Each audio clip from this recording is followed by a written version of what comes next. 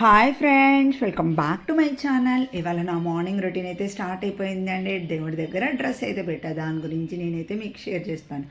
చూడండి, నా kitchen platform ఎంత ప్రశాంతంగా ఉందో. ఎందుకంటే ఇవాళ నేను ఎటువంటి అర్రీబరీ వంటలు కానీ దాని జోలు పోదలుచుకోవట్లేదండి. 365 డేస్ నాకు నచ్చినవి కావచ్చు, పిల్లలకు నచ్చినవి కావచ్చు, ఎప్పుడూ ఆ వంటగదిలో వండుతూనే ఒకరోజు బ్రేక్ తీసుకుంటే ఎట్లా ఉంటుంది అని నా మనసుకైతే గట్టిగా అనిపించింది. దానికి కూడా ఒక రీజన్ ఉందండి.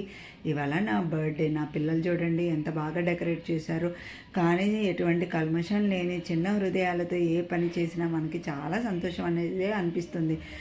ఇక్కడ ఇంకో స్పెషాలిటీ కూడా ఉందండి. మన వీడియోలో నేను ఇదే మొదటిసారి కనపడతాము. నాకు ఈ వీడియో తప్పకుండా షేర్ చేయాలనిపించింది. వాళ్ళు పడిన కష్టము ఈ వీడియోలో మీకు షేర్ చేయాలనుకుంటున్నాను. ఈ లోకంలో మంచివాళ్ళు చెడ్డవాళ్ళు ఉంటారేమో, కానీ ప్రేమ లేని అమ్మ, బాధ్యత లేని తండ్రి ఉండరండి.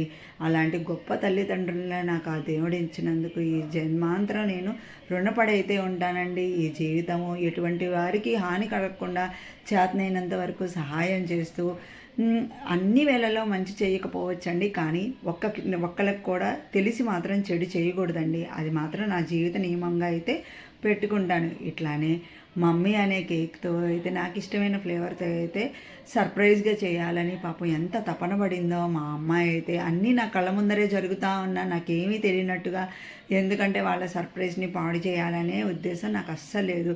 సో వాళ్ళు ఇచ్చిన దాంతో నేను ఆనందంగా నా మిడ్ నైట్ సెలబ్రేషన్స్ అయితే ఇట్లా జరుపుకున్నా అండి. కేక్ డెకరేషన్ మీకు నచ్చితే నా వీడియోని తప్పకుండా లైక్, షేర్, సబ్స్క్రైబ్.